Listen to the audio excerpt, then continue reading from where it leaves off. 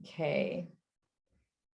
All right. So if at any point you have questions, please feel free to leverage the chat box, but also feel free to raise your hand. So at the bottom, you'll see, settings where you can raise your hand, and I'll be keeping an eye out in case you wanted to hop off mute. I'll call your name. Otherwise, there's the chat box. So we are happy to take questions at the end of each section. So I'll be calling your question out at that time. So please don't think I've forgotten. And then, I will hand it over to you, Chris, if you want to take it away. That's good. Thanks, Neha. And hello, everyone. Really excited to join you for this workshop today, talking about something that's pretty close to my heart, is recruitment analytics. And so we're going to go through some background details, and then we're going to dive in with a couple of examples of different ways to use pretty basic recruiting analytics metrics, talk through a few use cases and applications. And at the end of each section, we're going to just stop and take any questions.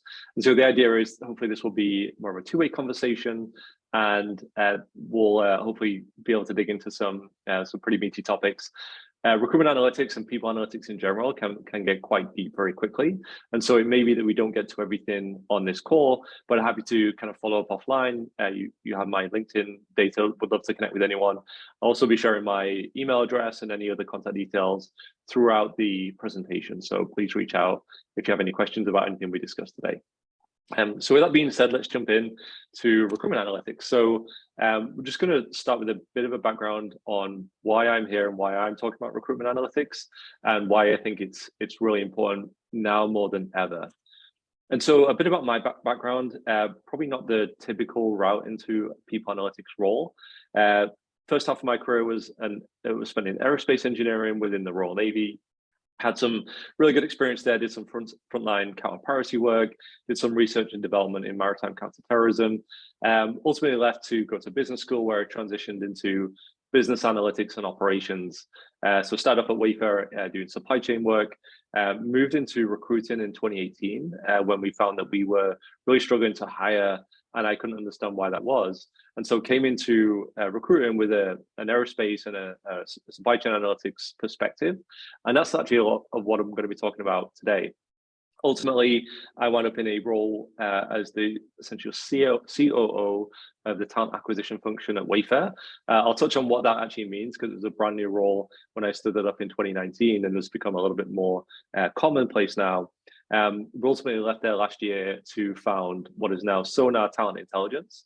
And essentially what we're doing is trying to build a talent intelligence platform to help solve some of the big problems that I saw in the space, and actually help recruiters, especially at earlier stage companies that don't have access to a big recruitment analytics team, get that same kind of ability to really optimize their recruiting pipelines and hire more people faster from higher quality and more diverse backgrounds. So you'll see my contact details on the screen as well. Please reach out at any point in time.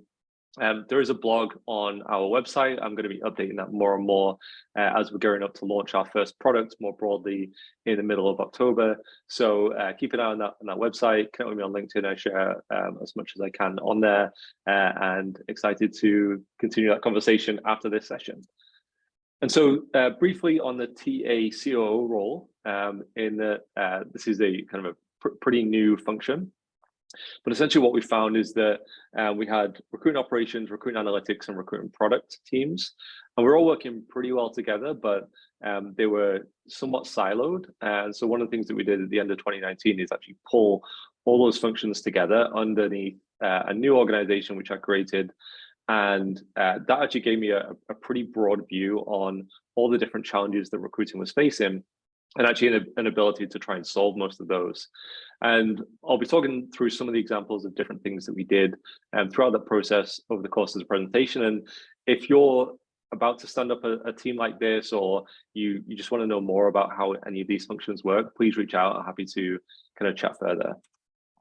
And so the recruiting supply chain that I touched on, this is the approach that I really take when I'm viewing different recruiting processes.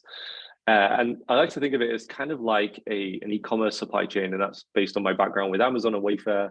And you think about ordering something online, you place the order, it goes through a whole bunch of different stages, and eventually you get that order placed. Well, recruiting is actually very similar to that. You request a rec as a hiring manager, a whole bunch of things happen, then you get a hire, you get someone in the seat performing in the role.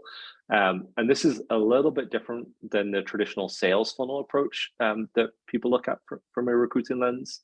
And I think that's really important because what you can actually start to do is then borrow from different operations, management, and analytics techniques, and actually use that to start to improve different ways to recruit.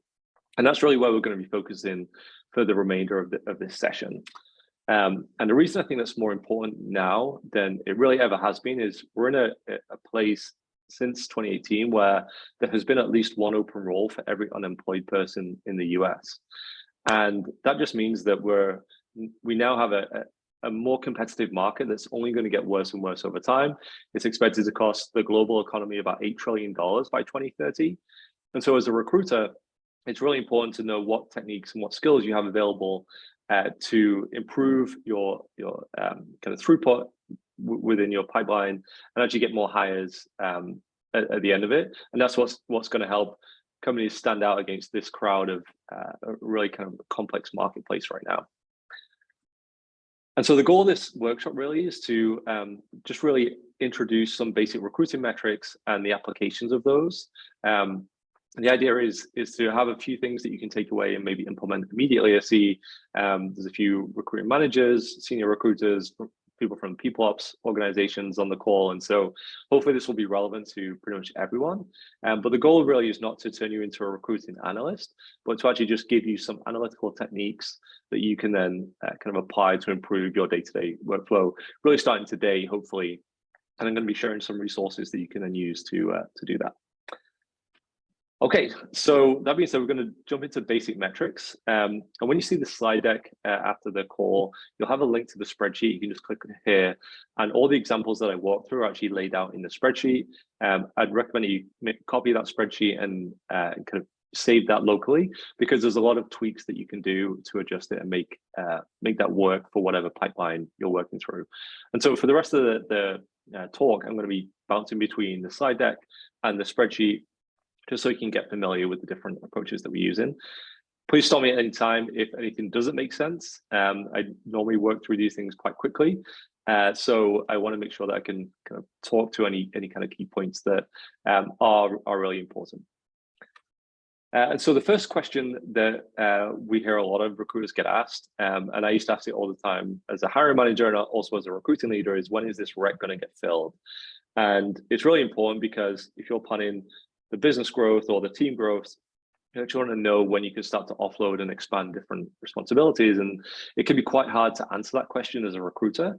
And so there's a way that we can do that by really just breaking down the process. And so we're going to skip over to the spreadsheet and walk you through a really basic process to estimate time to hire using a reverse funnel. I think most of you, if you've interviewed for a recruiting role, have probably done this exercise as a case study. But we're going to use the basic metrics here to estimate time to hire and then kind of layer in a bit of a fudge factor on the top. One thing I'm also going to call out is that none of these recruiting analytics techniques are going to be perfect. There's actually a lot more depth that you can go into. They're really designed to just be a very simple approach to help you figure out how you can optimize the communication to different stakeholders. And so here in this spreadsheet, we've got an example of a funnel. And what we can do is start to edit different fields within this funnel to see how that impacts our time to hire. This is based on outbound sourcing. So most kind of mid-career recruiting takes place through LinkedIn or some other methodology where we're trying to source passive candidates through the outbound channel. And essentially what you have to do is review resumes or profiles, reach out to those candidates, screen them, pass them on to the hiring manager, interview, and then eventually hire. And so you can take different approaches. And what I would recommend here is take a look at different similar roles that you've recruited for in the past and look at what is the kind of a typical number of steps you have to go through in each stage in order to move people through to the next stage. And what this will allow you to do is calculate pass-through rates and how many hours you should expect to spend in total doing each of these stages. And so I used here an example from kind of a typical role that we would see at Wayfair, where you have to look through 1,000 profiles to find 100 people you want to reach out to. Reach out to those, maybe you get 20 people on a call. Half of those you'll probably pass on to the hiring manager. Half of those they'll forward on to an interview. And then from those 5 interviews, maybe you close one candidate and get that hire. And so in this example with 30 resume reviews per hour, 6 outreaches per hour, and so forth, you're going to spend about 81 hours in total recruiting to fill this role. And you can see how that maps out on the right-hand side here, when we can see where we expect to get to if that's the only thing that we do each stage. I realize this isn't the perfect way to view it, but it really just helps you to start to visualize where you should be as you're going through the first few weeks of a new role. And so we get our 81 hours in total, which is the most important metric that we're going to take away from here.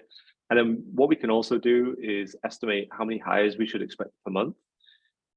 This can be quite helpful for recruiting managers when you're thinking about setting goals for your teams. So if you want to figure out how many reps to assign to each recruiter, or how many hires that they're expected to make, we'll come to that metric in just a minute. But this is a good way of showing it. So we look at how many hours we expect them to work per month, and the utilization. Now, utilization is really important because recruiters are not going to spend 100% of their time recruiting. I actually found in some cases we'd see almost like a 30 to 50% utilization rate, given the amount of additional work that some recruiters are expected to do above and beyond their day job. But this is really a good way to estimate what your expected hires per month is going to be. If we go back into the slide deck, you can see how we kind of layer in that 81 hours, look at the utilization, and then work out how many weeks we're actually going to spend recruiting, which is 3 here. When we add in the additional variability delays, which we can kind of guess what they will be, we can think that we can fill this role in about 7 weeks. And that's really a kind of a rough way to estimate time to hire. But within 5 minutes, you could have a data-driven way to communicate back to your stakeholder, your hiring manager, what your time to hire should look like, and actually keep them informed throughout the process. And maybe we'll help to answer that question. So I've been talking nonstop for quite a bit of time now. I'm going to just pause and see if we have any questions, or if we want to dive into any of that model in a little bit more depth. I think that is such a useful spreadsheet. So if anybody wants to raise their hand to ask questions about how to estimate time to hire and capacity planning, and I actually have a question. So going back to the spreadsheet, if we're able to pop in there for a moment, I think it would be interesting to understand, where would you recommend somebody starts? If they're trying to fill in their numbers, which column should they start with? And, do they have to measure some of these numbers over the course of a year or 3 months before adding numbers in and using this? What would you recommend? Yeah, yeah, good question. So the way that I've built this model is the baseline numbers are designed to be what you would expect for maybe kind of like a mid-career passively sourced candidate. So if you're looking at more junior people, maybe you don't need to review as many profiles, or the outreach response rate is going to be a little higher. And so I'd really like start in column B here, because what you can then do is kind of adjust this. So if you cut down the amount of profiles you need to review to find 100 people that fit, because you've really solved some of that top of funnel sourcing aspects, then you can really start to improve the funnel. And the more you improve at the top, the better the flow rate goes through the rest of the funnel. And so just cutting down to 500, we can see we're already getting almost half a hire more per month for each recruiter. And that allows you to then see what pass-through rates will be for each stage of the process. Pass-through rates are normally known, so you normally have like a rough idea of what that would be. And you can almost then go backwards if you want to, and you say, well, if I want to get one hire, and I know my kind of pass-through rate is 10%, maybe we actually need to interview 10 people instead. And to interview 10 people, I know that the hiring managers maybe only pick 1 in 3, so you can kind of work back up the funnel that way. I know you need to do 30 hiring manager screens. If you pass through half of your screens to the hiring manager, then all of a sudden now you can start to see how that kind of accumulates. and now we have 119 hours total hiring time. And so you can kind of work top to bottom, bottom to top. You can kind of play around with it. The model is designed to be very simple in that you can just edit the yellow field and you'll see what impact that has. And quite often we would do this and actually just kind of play around until the numbers made sense from what we were seeing. And that actually helps us to quickly diagnose where we were maybe seeing problems within the funnel, which again, I'll come to in a little bit with one of the application examples. Awesome. Thanks so much for walking through that. Sure. Okay, so let's go into the next application for a metric. Think about recruiter capacity, and I put this model up here, which I love, but maybe a little complicated if you're not too familiar with system diagrams. So this is how we maybe think about recruiting capacity over a team. And so if you're a manager, maybe you're hiring for various different roles. Maybe you have some entry level, some volume hires, maybe you have some business hires or some technical hires. You know that the hires per month is not going to be the same across all of them. And if you haven't already mapped out the process, this is kind of a good first step to try and think about what is the different steps throughout the process that each of these pipelines will go through to try and identify where you may be able to see improvement. And the reason this is important is because you probably want to then think about aligning rec workload across the different recruiters within your team. And so we'll go to an example on the next tab in the spreadsheet where we start to think about taking that funnel and then applying it to 3 different functions where we're looking at volume hiring, business hiring, technical hiring, and then seeing how that relates to a 4-person recruiting team. And so just to orient you on the metrics here, we have the same funnel here with pretty much the same numbers baked in. We have activity time, which you can edit, again, based on how much time you expect to spend for each profile review or each outreach for each person in the funnel, utilization rates. But the most important thing here that we want to think about is how we manage the rec load across the different recruiters, and that's in these cells here. And what you can see at the bottom is a visualization of how much work each recruiter has to do in total number of hours. And I've color-coded this. I really love conditional formatting because it gives you a very quick view of where you need to seek for improvements. And really starting in October, we can see how over time, the different recruiters work through their backlogs at different rates. So you can see that Amy and Brian actually get through their backlog by the end of November. And so by December, they actually have additional capacity available, whereas Chloe is continuing working and doesn't get that additional capacity until March. And you have Daniel, who we see we've assigned 10 volume roles. He'll get through his workload by January. And that kind of makes sense if you think about volume and batch-based hiring. But the big thing that we probably want to think about here is we've probably got a high time to fill for any new roles coming in on this technical pipeline, which Chloe's managing. So how do we actually balance that out and optimize across the whole team? And so one way we may want to do that is if we look at the individual recs and try and decide where we may be able to fit different recruiting capacity across the team. What we might find is that, for example, Brian's 4 business roles actually tend to kind of border on the more technical. And so it wouldn't be a huge stretch for him to take some of the less technical recs from Chloe. And if we pass 2 of his business recs over to Amy, so we increase Amy's rec load, reduce his business recs by 2, but actually pass 3 technical roles over from Chloe. So I'm moving pretty quickly here. What you can see is just by making that slight adjustment, actually everyone is pretty much finished by January. And so as you're thinking about planning rec loads over time, and we're thinking about even here in a practical sense, 2023 headcount planning, what we've got is almost like a clear backlog by January. So we can start to layer in new recs and new workloads. And this just gives us a way to control work across the team and actually make sure that everyone has plenty of work to kind of follow through on. And it's important to move on to this stage after you've figured out time to hire, because we really want to know what these metrics at the top are in order to start to think about how we do that. And you can see the purple metrics here are the kind of key metrics. And what you can see is where we now have blended rec loads across business and technical, we actually get a target hires per month for each recruiter. And so that's a little bit more advanced than what we just discussed with just a single time to hire based on a single pipeline. And you can start to think about, a 10, 20, 30, or your 400 person recruiting team that we've had at Wayfair. You can see how this kind of management can become really effective to manage rec load across a very large team. And that's kind of the next step in the process that I wanted to talk through. And then again, I'll pause here and just see what questions we have, or where I can go into more detail or explain something better.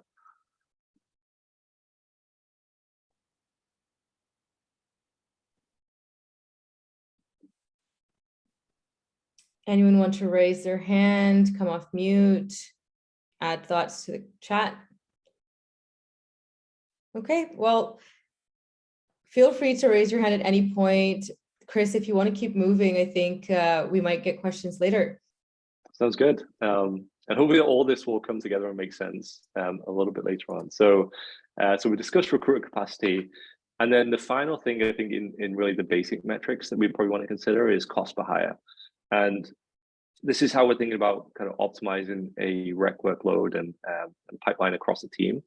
So cost per hire, I'm not going to go into too much detail because it's pretty self-explanatory. You look at internal recruiting costs plus external recruiting costs divided by total hires. And at a high level, you can do this for the whole recruiting team, but actually it's really helpful to break this down into individual recruiting teams as well. And so we're not going to go into a lot of detail on the worksheet here. All I did was create a template that you can use to adjust over time for each month what you would expect different costs to be and how many hires you would expect to make, and then kind of just measure cost per hire on that basis.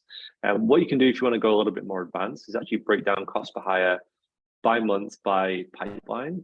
And this then shows you where you're spending more of your money or less of your money in order to really think about investing in different additional ways to increase capacity. And so this is kind of, again, a template you could use, but really where you want to be able to use this is to think through what are the different ways that we can increase recruiting capacity or improve performance of the team. And where are we seeing kind of shortfalls? And I'll come to a way to measure that in just a few minutes. But there's basically three ways that you can increase capacity. You can hire more recruiters or build more additional functions on the recruiting team internally. This can be quite expensive, but actually, if you're thinking long term, this is probably a really good investment. If you know there's going to be a lot of hiring in the future, and you can really look for ways to optimize across the team. You can outsource. This can be very expensive, but actually can be a really good way to quickly fill critical recs and really just increase capacity within the space of a few weeks. And then the third way, which is I'm very biased towards, is actually investing in new products and services. This is actually where we're playing with Sonar. But if there's something that you need that addresses a particular pain point that you have, then there's actually a number of different options to do that. And that's the final part on cost per hire. It was a very high level summary, but is there anything on the cost per hire front that I should go into more detail about?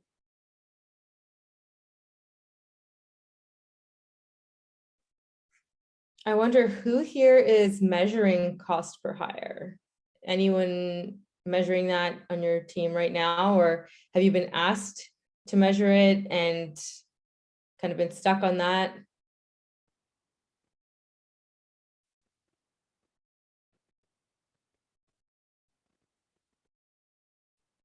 Okay, it's a quiet day. But thanks for walking us through that, Chris. I'm going to let you move forward. Sounds good. So the final thing I really want to touch on from the basic metrics is starting to think about source channel and optimizing across different source channels. And this will be obvious to probably many people, but there's not just kind of one way that you will bring in talent. But quite often we maybe only focus on one avenue.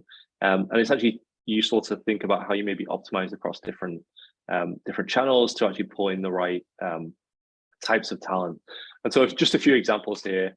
If we're thinking about volume hiring, so campus hiring, like field operations or customer success, entry-level sales roles. Maybe we get a lot of inbound. Naturally, we can use that to solve most of our hiring challenges. Generally, that's a very high efficiency pipeline for us. When we're thinking about more experienced volume-based roles, so thinking about an account exec on a sales side or a customer success manager, you might actually get some good inbound from those. But you also probably want to look at kind of current employees, either asking them for referrals for any successful hires, or even looking at internal moves for promotions or lateral transfers. And that could be a good avenue for you. Niche roles probably trend more towards referrals or internal moves. These are standing up a new team in a new function or a new geography. You'll probably want someone who's already done it, ideally with the company, and you can actually really tap into the internal talent base in order to fill those roles. Executive-based roles, you'll probably won't get any inbound for those kind of profiles, and so job postings are not really as valuable. But you could probably ask a lot of your current execs for referrals, and do a lot of kind of organic outbound sourcing as well. And then final technical roles pretty much will all come from outbound sourcing for anyone that's kind of beyond that kind of entry level based role. And so the reason I mention this is because as we've been talking about time to hire, recruiting capacity, and the cost, each of these areas will have different benefits. And when it comes to optimizing across a broader set of objectives, you'll probably want to really be thinking about how we can use these different levers that we have in order to create a really efficient recruiting process. So we'll touch on that in a couple of minutes when we talk about applied analytics. I'm guessing no one has any comments or questions on the source channel optimization. That was really just a primer for what's coming next, but we'd like to pause here as we're about to move on to some applications using these different frameworks. I just want to see if there's anything that I need to clarify or go into more detail on before we move on.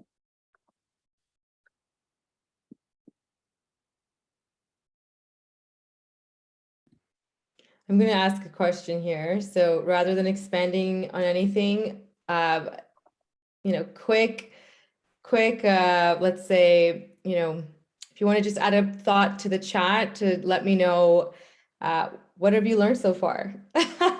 Just quick pulse check. And I'll let Chris move on, but if you could add some of your thoughts to the chat just to see what part you're retaining here. Thanks so much. That's good. I'll keep going then. So before we go on to applied analytics, I want to mention one more metric, which is very important, which I've purposely not covered, and that's quality of hire.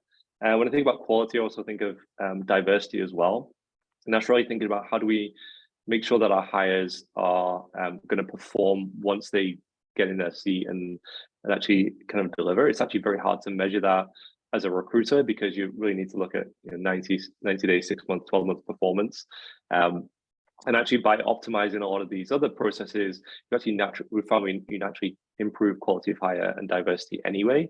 But that's just a quick call out to make sure that no one's asking where the quality of hire metric is, because it's one of the most important. But let's move on to applied analytics. And so there's really three examples that I'm going to cover here. And the worksheets for all of these are in the spreadsheet. So you will be able to kind of go in, see what I'm doing here with these examples on the slide deck, and actually copy and edit them for yourself if you have a similar challenge coming up. But the first one we're going to talk about is rec prioritization. So it's similar to what we did where we were trying to prioritize the number of recs across the team. When you look at the individual recs, how do we think about which ones to prioritize first, which ones to go to later? Sometimes this is done by the hiring manager or by a senior recruiting stakeholder. But actually as a recruiter or recruiting manager, you probably want to be empowered in order to drive the discussion and actually bring a lot of value to those conversations. And so I wanted to talk about an example recruiting prioritization workflow that we would maybe go through. And so this is just kind of an example of a backlog that we maybe see across a small team. And so there's a number of different roles here. We have different levels. This is actually borrowed from the levels we used at Wayfair, with L1 being entry level, L10 being the CEO, and kind of see how the levels in between actually balance out. But the things I want to really call out are on the right hand side of the table. We have weeks gapped, weekly opportunity cost, the total gap cost, and the estimated cost per hire. And these are the things that I've picked out to really optimize against the prioritization here, because when you start to talk in revenue dollars, it's actually very easy to then communicate with the business stakeholder on how you're thinking about filling different roles over a given time period. And so we can see here that we've probably got a number of different ways that we can optimize this pipeline. We can see that we're not actually going to close the pipeline until December 2023, on Christmas Day 2023, which is probably not ideal for such a small pipeline. It's costing over $4 million in overall gap cost. And the gap cost, just to clarify that, what we've done is calculated the opportunity cost of not filling the role. And this can get a little more complicated, but it's a way to turn business need into the same metric that you would use to prioritize. And so for a sales role, this could be what is the typical quota that a sales rep would be expected to fill in a given week. And here we looked at entry-level sales roles. $4,600 a week is what we'd expect them to generate. For more senior roles, you'd expect that to be more. On the technical side, it's a little harder to analyze that, but we've just come up with some pretty basic estimates here. But what that does is it shows you for every week that we keep this role gapped and we don't fill it, there's actually a very tangible cost to the business. And this is really helpful as we're thinking about prioritizing. So the first thing we want to do is actually look and say, well, are any of these roles the same that can be batched? And this probably sounds very simple, but we had an example in my last role at Wayfair where we ran a project and we looked at the product management hiring, and we had 75 different product management roles posted on our job board. And what we found is for the majority of them, the actual requirements were the same. And so we started to think about, can we batch these? What we found is we turned those 75 individual roles into 4 pipelines, batched those roles together, and we actually tripled the hiring performance quarter over quarter. So this can actually be a really powerful and very simple way to optimize this workflow. And so what we can start to do then is say, well, for our L1 SDR roles, we'll group them together. For our account exec roles, we'll recruit them together, especially where the hiring manager is the same. The software engineer, we can do the same thing. And if you don't already have pipeline set up, this is very easy to do in an applicant tracking system.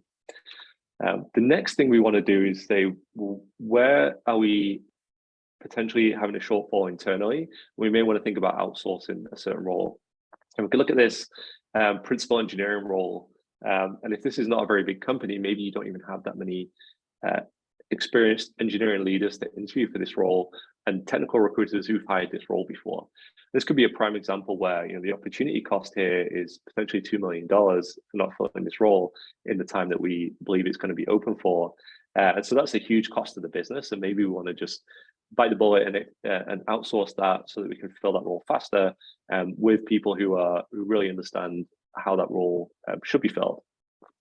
And say the third step we want to do is once we've understood where we're going to be batching and where we're going to be outsourcing, is then to think about how can we move the recruiters around so that we're kind of distributing that workload and minimizing the number of weeks that each rec is going to be gapped. And so what we're going to do here is we're going to have Amy take on all L1 and L2 sales roles. We're going to move Brian into that L4 sales role. And then we're going to have Chloe help Daniel fill in those technical roles by taking on the more senior technical roles, which are probably closer to what she's been experienced hiring anyway, and keep Daniel on those entry-level roles. And what you can see is by taking this approach, what we can do is actually cut the total cost to the business down by $700,000. So just a quick bit of math, we've in theory saved $700,000 to the business. We've cleared the rep backlog 16 weeks earlier, and so we've really kind of accelerated the kind of value to the business, and we've cleared our own schedules. And this is kind of a really good way to optimize across different pipelines. So that was the first example. Any questions on what we did here? It'll become a lot more apparent if you kind of go into detail in the spreadsheet as well. But this is just a very high-level summary.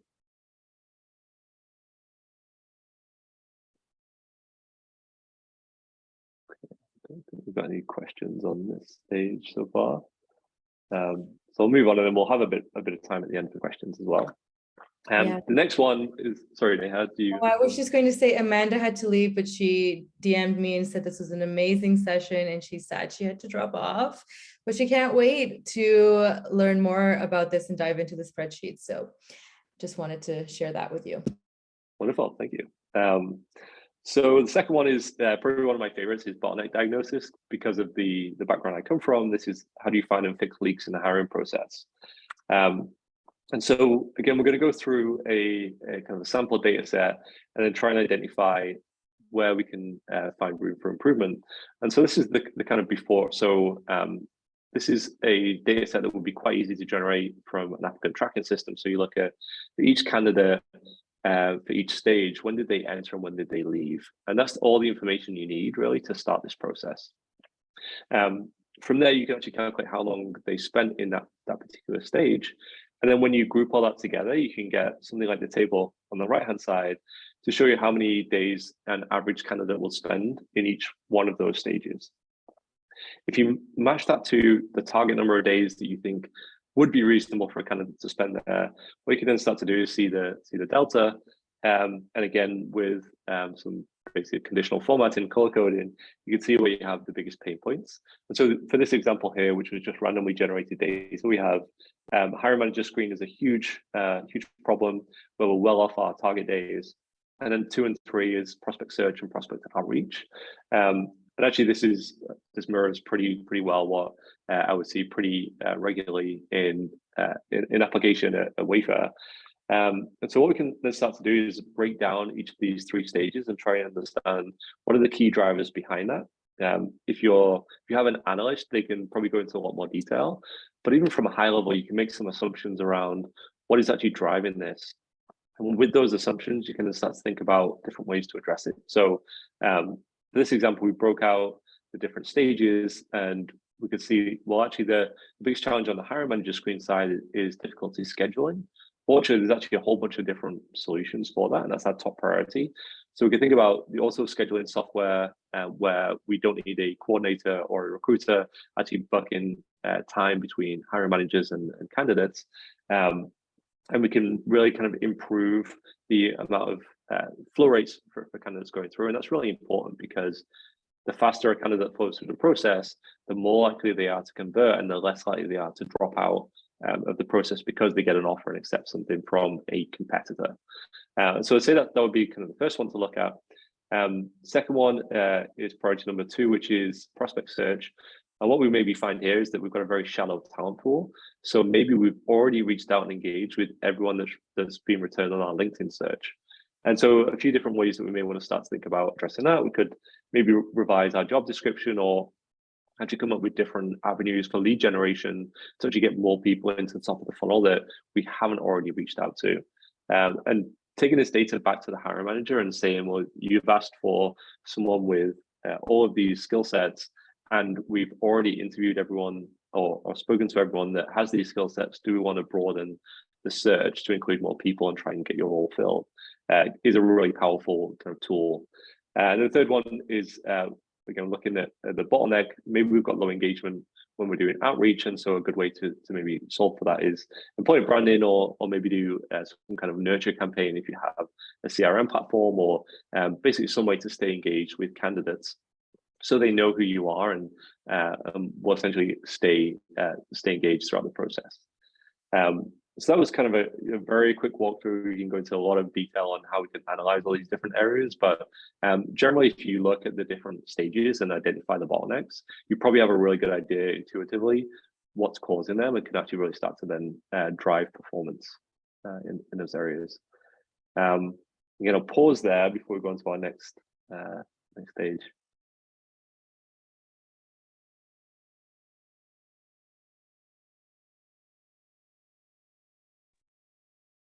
Okay, we'll move along. So final example I want to talk through is managing OKRs with data. This is one of the things that I did in my previous role where we decided to figure out how do we actually build an OKR framework or objective and key results in order to track performance and then improve it over time. And if you're not familiar with OKRs, actually originally comes from Intel, and then Google took that framework and implemented it across their business. And so you can find one of the best resources is actually the Rework website, which is posted at the bottom.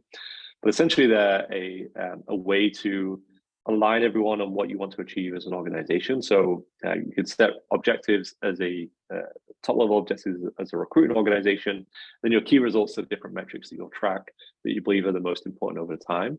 And so you can see this logical progression where we've have now identified the bottlenecks, and now we can start to see what different initiatives can we implement in order to solve those bottlenecks, which will be our key results in order to achieve these high level objectives. And so we've set a few here as an example, and these actually mirror quite closely some that I implemented. We may want to accelerate hiring so that we can get people in roles faster and strengthen the business. We want to increase hire diversity because we know it leads to stronger team performance and overall business results. And we want to reduce recruiting headcount cost because of the impact that has to our P&L. So you can see all these objectives are actually framed in the business benefit. And that's really important when you're giving that ROI or return on investment justification to the senior stakeholder. So they want to know, why should I invest X dollars in this application?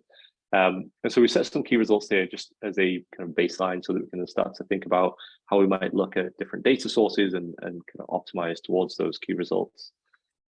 And so again, we'll point a table. You can have access to this table in the spreadsheet. But this one, we're looking at different sources of hires. So going back to that channel optimization, we can look at the, so I think there's a hand going up. I'm happy to stop there because I just flashed the table up on the screen. Yeah, so if you want to go ahead and hop off mute, I believe it's Truck or Truck, please feel free to correct me. Yeah, it's Quinn. Hi, nice to meet you. I'm Quinn, and I am a people operations lead based in Berlin, Germany. Thank you so much for this workshop. It's very, very informative. I have actually a question about the time to hire, just very quickly, because in the OKRs you said that, for example, that you want to improve the the hiring velocity to improve business outcomes, and the 90-day average time to hire. So do you only measure the basically hiring means that they accept the offer and they sign the contract, or is it until they actually start at the company? Yeah, so that's a good question. I think if you Google, there's actually a lot of different answers for what time to hire should be.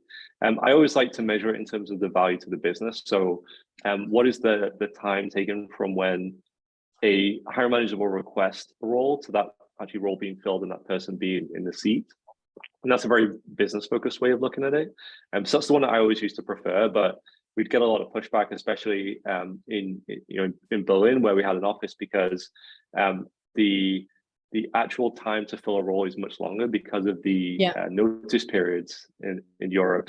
And so because we couldn't control that, what we did defer back to is, okay, what is the time from when this rec is prioritized, and we actually have a recruiter assigned to it, to when the offer is signed. And so that's not really a clean answer, but I think you could probably stand behind either one of those options, and probably a million different in between. But I'd recommend the one that you would choose would be the one that is most easily defendable and most controllable by the team in which you're kind of like working with. And so I'd say the latter would be my preference, because I know from the time that we assign a recruiter to fill a rec to the time that that hire is signed, we actually control every part of that process, whereas outside of that, we don't really have that much control. Yeah, I think for us it's actually very difficult. I mean, you maybe also have experience of hiring in Berlin. It's not only the notice period, but we also relocate a lot of people. And we, for example, have a new joiner now who relocated from the Philippines, and they have a completely different visa process. And it took them now 11 months to join us from the time to hire until they are joining in their seat in November now. So I think my OKR would not be hit then if I had that. But yeah, thank you for your answer, Christopher. Of course, and that's really helpful. Also, Dali in the chat mentioned they have time to hire recruiting versus time to hire operations. I think that's another good way of looking at it. One of the things, actually, just borrowing from what we used to do in the operations team on the supply chain side, is to actually reverse the thinking and start to think, what is a perfect time to hire look like? And so if nothing went wrong throughout the process, how quickly would a perfect candidate flow through that entire process? And then compare that to the actual time to hire. And you can really start to break down the different elements of that process that are actually causing delays. And that's kind of another way to do it. And then you can actually bucket people and say, well, our time to hire excluding visa processing times is this, or excluding notice periods is this. And that can actually be a really powerful way to communicate it. So you have that single time to hire metric, but you have the caveats of removing the things that you don't have control over. That gets a little bit more advanced because then you actually really do need to analyze everything that's happening. And I like to keep things as simple as possible, but yeah, I think it's a good point for discussion and definitely not an easy fix. And then if you start to layer in volume hiring as well, the metric becomes somewhat meaningless, where if you have campus recruiting or warehouse recruiting where you're hiring every 2 weeks, you're actually looking more at fill rates as opposed to time to hire, which is a whole different metric. So try to keep things really simple, but I think in a real world with a large organization, you'd probably have multiple different key results, and you would actually measure different teams based on the different key results that are most meaningful for them. So hopefully that's helpful. But the 90-day was one that we used because we felt like within 3 months, that's a quarter, and generally if you're planning a quarter ahead, it'd be nice to know that if you open a role in October, that you'll get that role filled by January. So that was the example that we kind of used there. And so when we look at the kind of different channels, and so essentially I think a lot of applicant tracking systems can pull this in, but if not, you could probably create something like this from a pivot table by just looking at your total historic hiring. So nothing too advanced, but you can then start to look at the different channels and where you're filling those roles from, and then how that relates to the different key results that you're measuring. And so we're looking here at time to hire, percent underrepresented, and cost per hire, because I think those are 3 things that are very top of mind, especially from like a business stakeholder perspective. And the thing that we have control over here is how many hires we plan to pull from each channel. And so that's the column that's on the far right-hand side. And so this is an example where maybe we're hiring 1,000 people over the course of a year. And this is where we maybe want to be distributing those hires based on planned channels. And this is the result of what we would expect to get if we were to use those channels. And so this is really powerful because you can predict what that OKR is going to look like before you even start the hiring process. And this is where I think the data-driven recruiting really comes into its own. So you can look at the 3 metrics here, and what we're seeing is that average time to hire is actually much higher than what we expect. So it's 21 days higher. The percent underrepresented is lower than we expect, where we're seeing 34 versus a 40%. And then the average cost per hire is actually probably slightly better than what we would be going for. And so what we see here is there's actually some flex in our cost per hire in order to improve those other 2. And so if we know we want to perform well across all 3 metrics, we can actually start to think about where do we want to put more spend in order to improve our diversity or D&I targets and reduce our overall time to hire. So when we look at the different channels, what we can see is where are we seeing low time to hire and a large percentage of underrepresented candidates coming through the pipeline. And so I've just picked out 3 here from this example where we'll probably generally see a lot more from our inbound or campus hiring, and then returnship and apprenticeship style programs. And then where we're seeing underperformance, technical sourcing, which would be no surprise, executive hiring, and then referrals. And generally, this is pretty much what I would expect to see if I was doing this analysis at a big company right now. So what we wanted to start to do is dive into each of these planned recs. So really looking at who we're hiring for what team at what level, and where can we maybe rebalance this a little bit. And so this example is more of a dream world because we wouldn't always necessarily be able to control this, but potentially we could move some of our technical sourcing over to an apprenticeship track, actually hire more junior people and invest a little bit more in that, and reduce the amount of sourcing we have to do for mid-career engineers. Again, we maybe can take some of our executive recs and think about how we maybe increase our returnship program. So for those that don't know, a returnship is generally a planned program for people who have spent a given period of time outside the workforce. I've actually worked with one Wayfair, and they would send a lot of people who had maybe worked in a post-MBA role and then were returning to the workforce after taking time off to have children. That was actually a really good pipeline for us. And so maybe you want to invest more in that. And then maybe taking some referrals and moving into the kind of inbound or apprenticeship pipelines. And so, so here's the dream world where we're able to do that and do that in advance. And what you can see is that we've actually reduced our time to hire by 5 days. So we've got a little bit of an improvement there. We've improved the diversity just by rebalancing the kind of channels. And we've actually saved a little bit more money on our cost per hire, which means there's probably actually more that we can do there. But this is really kind of a good planning exercise to think about where do we want to allocate our resources and allocate our time in order to drive towards the key results that we've said are meaningful for us over the long run. And so I'm going to stop there again, just in case we have any further questions on the kind of key result process. And you can go pretty deep on this and you can get really technical with the analysis. This is a very kind of high level overview.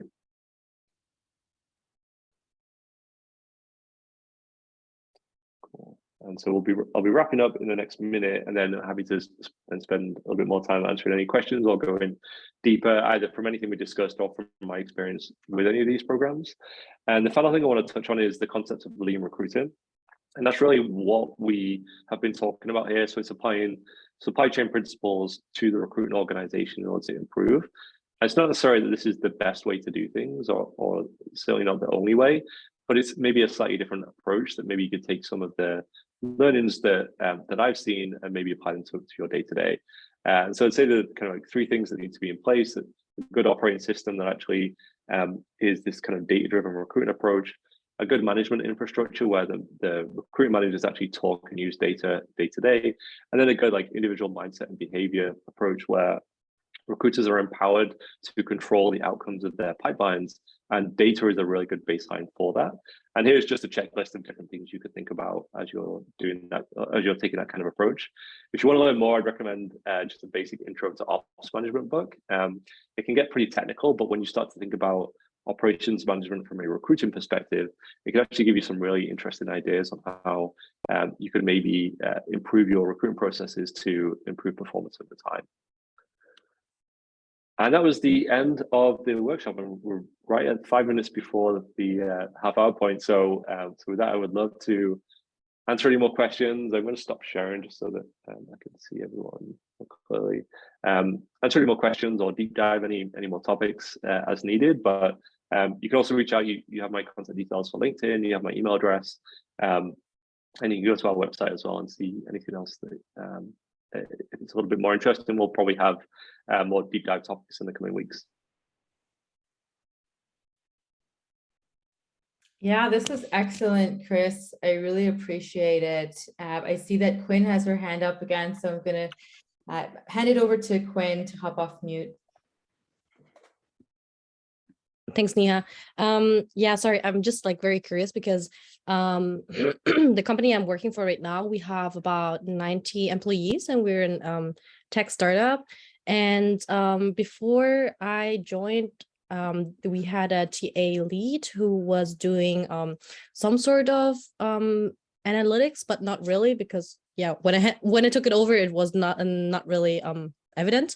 So I wanted to actually implement more data analytics into the team.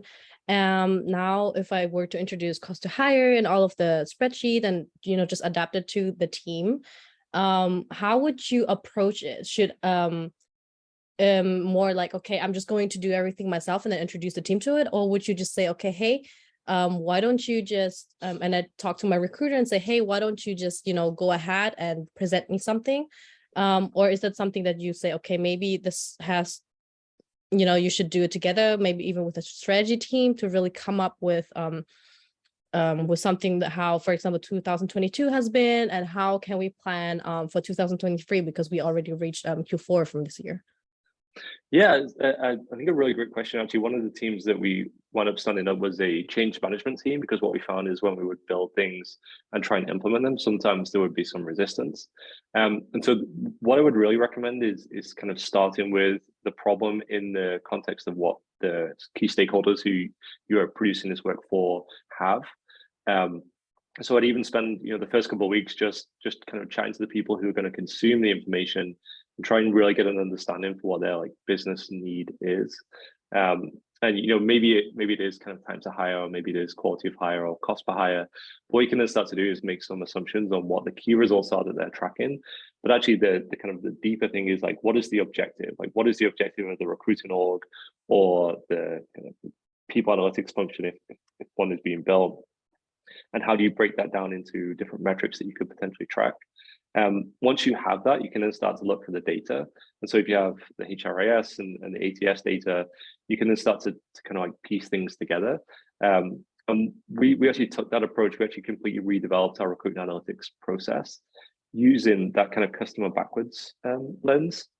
And that was really helpful. And you can then start to mock up different approaches for the first few I'd say months, or even the first year that we ran that kind of reprocess. We just used Google Sheets to store our data, built some pivot tables and some charts based on the data that was in there. They kind of shared that, and as soon as we could show people the data behind the different activities, we could actually start to drive behavior in a more positive way. But it was kind of a little bit more of the change management and the kind of like the questioning up front before we actually got down to the analysis, which is the things that we really wanted to do. But because we'd done that work up front, we were able to see a lot more value. And in terms of some of the tools that you maybe want to use, if you have access to the data set and you can convert that to a CSV, we were able to mock up dashboards in Google Data Studio very quickly. It's free if you have G Suite. And you can actually make interactive dashboards that your stakeholders can then go in and kind of play around with, and that gives you like that instant feedback on what they're looking to do with the data and how they can maybe implement it. So it's kind of like a few different things there, but hopefully that helped, and that's based on what we found to be successful. Thank you, Chris. Sure.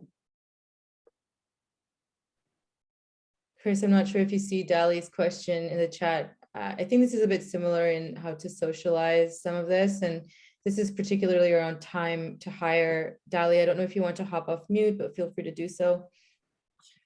Well, it's mainly about that. One of the things we've been discussing a lot of times, and it's happening every end of a quarter.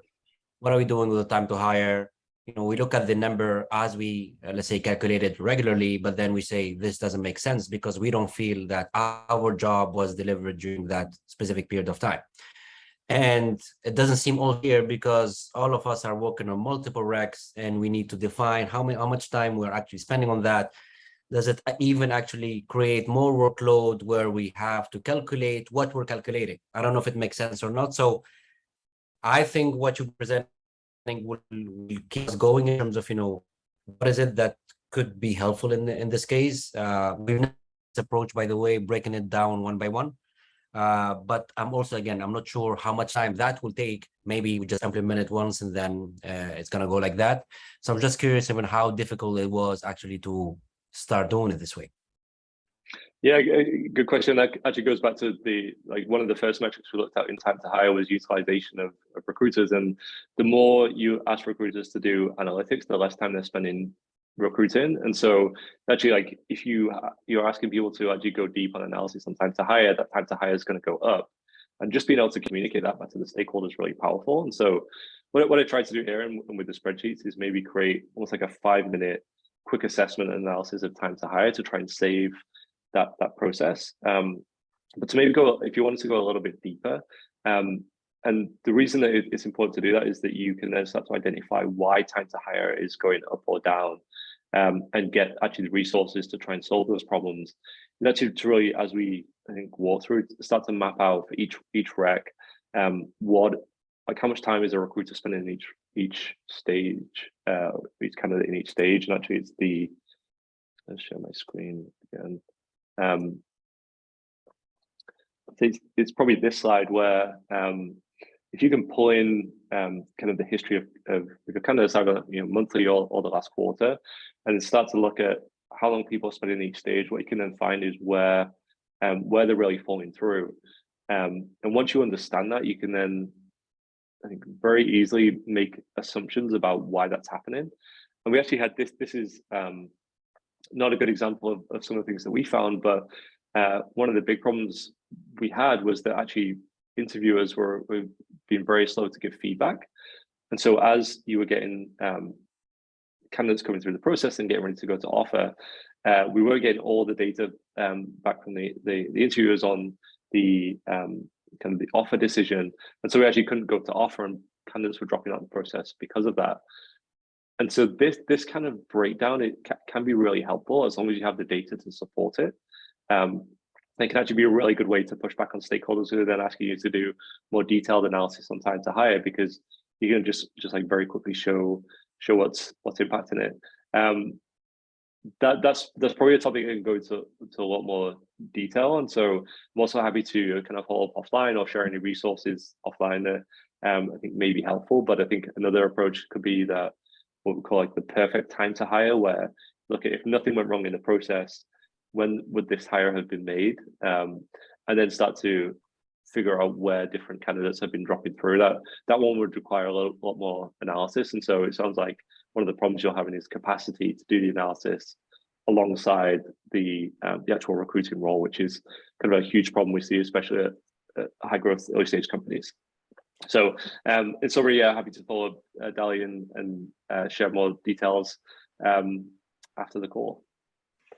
Thank you so much. Yeah, I mean, just a quick thought that came up here was, I've definitely led some capacity planning exercises where every recruiter has to turn on their toggle, and we have projects, and like that's like the best way we could actually see where is everyone spending the most time. And you see that different recruiters spend a different amount of time, even if they have similar roles.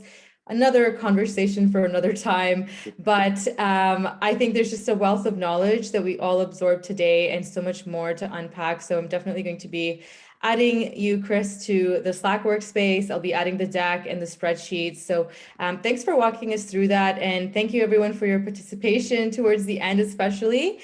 So please keep those questions coming. You can connect with Christopher. He's added his LinkedIn to the chat, but we'll also email you with contact details. And if you're in the Slack workspace, you can DM, and it's just a lot easier to have that async conversation.